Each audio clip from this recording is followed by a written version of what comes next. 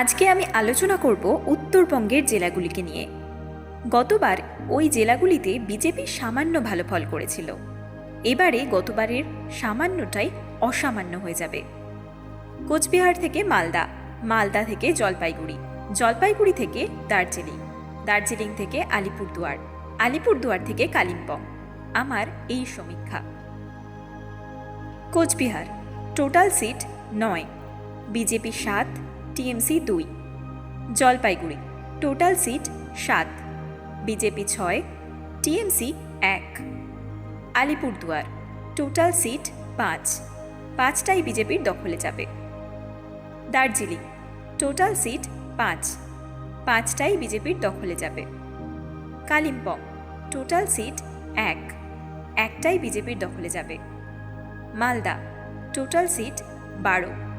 এখানে একটা জিনিস উল্লেখযোগ্য, গত লোকসভা নির্বাচনে লোকসভার 2টো সিটই তৃণমূলের কপালে জোটেনি, একটা কংগ্রেস, একটা বিজেপি। লোকসভার নিরিখে 12টা বিধানসভা সিটের মধ্যে সবকটাতেই টিএমসি জিতেছিল। এর মধ্যে আবার 5টি আসনে তৃতীয় হয়েছিল। এবারের মালদার ভোটটা অন্যরকম হবে। এসআইআরে এবারে অনেকের নাম বাতিল হয়ে গেছে। মুসলিমরা সজাগ হয়েছে। ওরা বুঝতে পারছে এতদিন ওরা ভোটার হিসেবে ব্যবহৃত হয়ে এসেছে, মানুষ হিসেবে তাদেরকে দেখা হয়নি।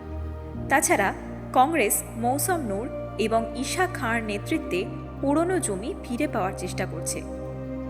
মিম সজাগ হয়েছে।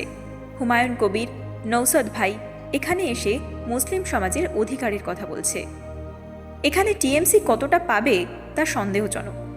এখানে বিজেপিকেই 6 দিচ্ছি, থার্ড ফ্রন্টকে 5 দিচ্ছি এবং একমাত্র হারাধনের নীলমণি হরিশ্চন্দ্রপুর একটা পাচ্ছে টিএমসি, তাও নিজেদের যোগ্যতা বলে নয়, গরিবের বন্ধু মতিউর রহমানের ক্যারিশমায়। তাহলে মালদায় বিজেপি 6, থার্ড ফ্রন্ট 5 আর টিএমসি 1। তাহলে এই 5টি জেলায় টোটাল সিট 39। এর মধ্যে বিজেপি 30, থার্ড ফ্রন্ট 5 এবং টিএমসি 5। এটাই এই জেলাগুলির ফাইনাল ফল। নমস্কার। শক্তিনগর আলো একটি সামাজিক সংস্থা। এই সংস্থার আঙিনা থেকে সমাজের উন্নয়নমূলক কাজ করা হয়। যে কাজগুলো সমাজের অবক্ষয় ডেকে আনে তার বিরুদ্ধে গর্জে ওঠে শক্তিনগর আলো। আমরা কোনো অর্থনৈতিক সহযোগিতা দাবি করি না, শুধু আপনাদের ভালোবাসা থেকে যেন কখনো বঞ্চিত না হই সেই জন্য এই চ্যানেলটিকে অবশ্যই সাবস্ক্রাইব করুন।